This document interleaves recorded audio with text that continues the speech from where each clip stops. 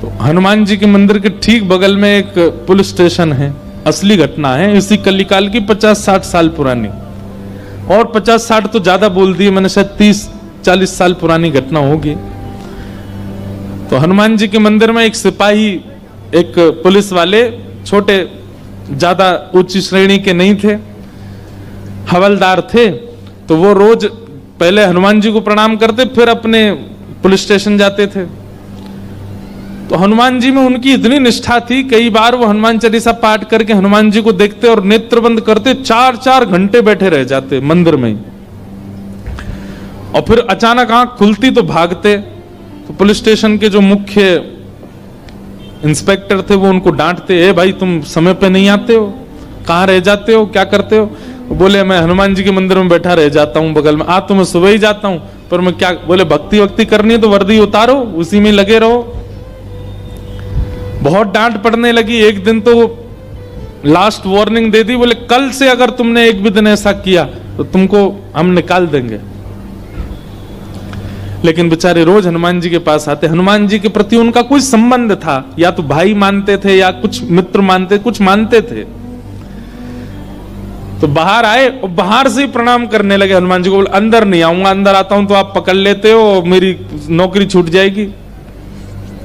बाहर से प्रणाम करके जाने लगे तो मन बेचैन हो गया कि नहीं, क्या नौकरी इतनी बड़ी है मेरे लिए कि मैं हनुमान जी को बाहर से देख रहा हूं?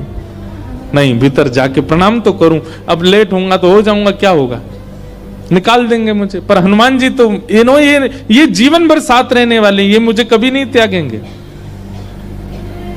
भीतर गए और जैसे हनुमान जी को प्रणाम किया, उनका तो नियम था, देखते ही समाधि लग जाती थी, बैठ गए समाधि में। और दिन तो 3-4 घंटे की लगती थी, आज 8 घंटे की समाधि लगी।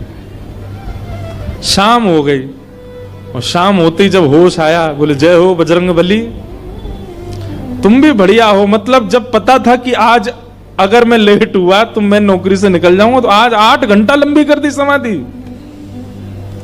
अब शायद आप ही चाहते हैं कि मैं छोड़ छाड़ दूं नौकरी, ठीक है मैं जाता हूं अभी। अब वो मुझे डांट करके निकालें उससे पहले मैं ही निवेदन कर दूंगा, भाई मुझसे नहीं हो पाएगा। भीतर गए, इंस्पेक्टर साहब से जाकर के बोले भगवान आप रोज रोज मुझे डांटें, उससे अच्छा मैं आपसे निवेदन कर दूं, मैं इस नौकरी के लिए बना नहीं हूं, आप मुझे निकाल दीजिए। इंस्पेक्टर बोले क्यों, क्या हो गया, और तुम ऐसे क्यों बात कर रहे हो, सब बढ़िया तो चल रहा है, कोई दिक्कत है नहीं? बोले नहीं, देखिए उस दिन भी लेट हुआ, आज भी फिर मैं लेट हो गया। कब लेट हुए? आज सवेरे हम लोग गए तो थे, वो चोर पकड़ के भीतर बंद किया, तुमने उसमें इतने मुक्का मारे घुमा घुमा के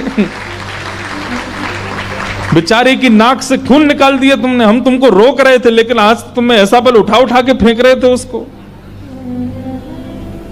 सब बढ़िया तो है, अब समय से आते रहते हो तुम, अब कोई दिक्कत नहीं है, अब क्यों कह रहे हो इस्तीफा देना? बोले मैं कहां गया आपके साथ, मैं तो आज अभी आया हूं पुलिस स्टेशन। तो बाकी सब अरे देखो ये क्या, ये पागल हो गया, भांग वांग खा के आया है। अरे भाई हम सब आज सवेरे हमको फोन आया, हम लोग कहीं गए थे पकड़ने, एक चोर को पकड़ के लाए, तुमने उसमें बड़ी पिटाई लगाई, हम सब साक्षी हैं। उसके हाथ पैर कांपने लगे। बोले भगवान मैं सौगंध खा के कहता हूं अपने परिवार की कि मैं सुबह आया था तब से मंदिर में ही बैठा हूं, मैं आया ही नहीं हूं अभी यहां नौकरी, मैंने ज्वाइनिंग ही अभी शाम को करी है। तुरंत दौड़ करके गए। बोले नाथ आज मेरी जगह आप गए थे, तभी इतने मुक्का पड़े हैं चोर में।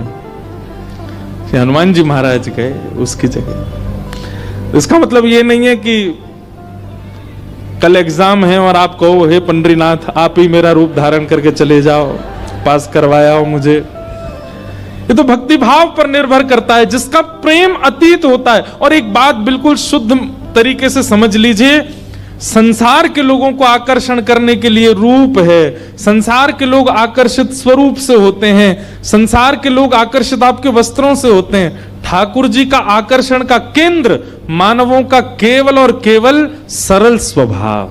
जितना सरल स्वभाव वाला व्यक्ति उतने ज्यादा आकर्षित ठाकुर जी होते हैं उससे।